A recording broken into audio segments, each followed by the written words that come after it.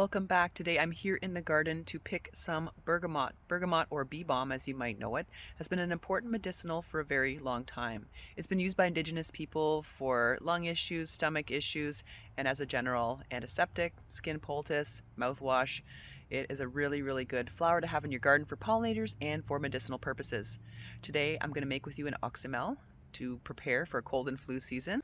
So bergamot is in the mint family and has a really lovely scent when you crush the flowers. Very kind of spicy scent. You can dry the leaves, you can dry the flowers for teas at a later date or for use in your medicinal cabinet. It's a favorite of hummingbirds and pollinators. Be careful though in your gardens as it does spread. So this morning we're going to start by picking a few of the petals. We'll need quite a few for our Oxymel. We're going to be making it in a mason jar. So we'll do that right away while the petals are nice and fresh. Fun fact, did you know that in Earl Grey tea, that's where the flavor comes from, is bergamot. And now back in the kitchen, you can see all the ingredients we have here. I have petals and leaves of the bergamot. I also have fresh unpasteurized honey and apple cider vinegar with the mother. This is essential. And of course, really important to get the unpasteurized honey and unpasteurized apple cider vinegar. It has lots of important nutrients in there, including enzymes and microbes that are very beneficial. So you want to take your standard mason jar, and I'm going to do this recipe with sort of a third of each, 1:1:1 kind of ratio. You can do it a little bit differently if you want, 2 parts honey to 1 part vinegar. You can do that, or 1:1. It's whatever you'd like to do, whatever suits your fancy. So what you're going to do is you're going to place your bergamot into your mason jar. Just tuck it all in there. Don't forget any of the little bits here.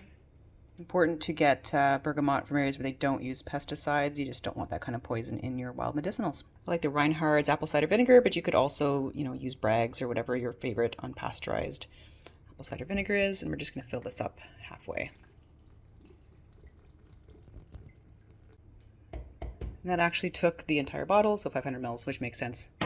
Next I have raspberry blossom honey, Canadian unpasteurized honey. This smells so good, almost smells a little bit raspberry-esque. So we're basically going to pour the rest of this in there.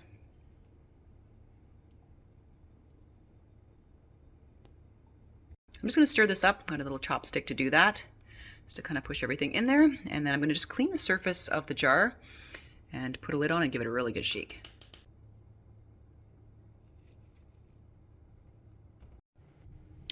And then what I do is I put a plastic mason jar lid on there. This is one that you can use for when you're making vinegars and stuff like that, or shakes or smoothies. You want to use plastic lids because metal lids will impart metallic taste to your Oxymel, and also it will the vinegar will rust the lid for you. Don't forget to shake it up really well. This is the hard part. Once you are finished with shaking it up and mixing it, you need to store it in a cool, dark place for 2 to 6 weeks so that the herbs can infuse into the honey and vinegar. And the Oxymel will keep for quite some time, highest potency within 6 months.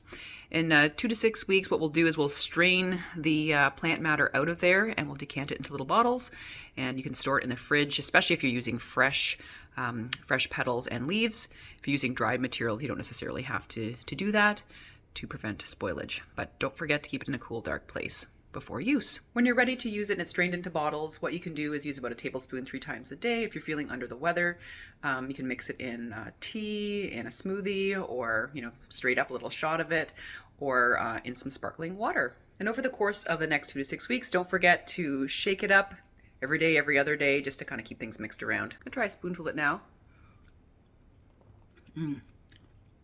That's really good. Pungent with the vinegar, but that sweet taste of the honey. Ooh, it's a little strong, but that means it's good for you. It's kind of like Buckley's, right? You have your cough syrup catches you in the throat, but it really works. So we'll wait for the bergamot to infuse into that, and it's gonna be great. Thanks so much for tuning in today, everyone, to learn a bit more about bergamot and making your own Oxymel. We'll give it a try in a few months, but remember to shake it as often as you can. Keep it in a dark, cool place, and let the medicine form. All right. Remember to talk to your natural healthcare practitioner before trying something like this, as the medicinal aspects of this plant may not be for everyone. Have a great week as always, and we'll see you in the next video. Take care.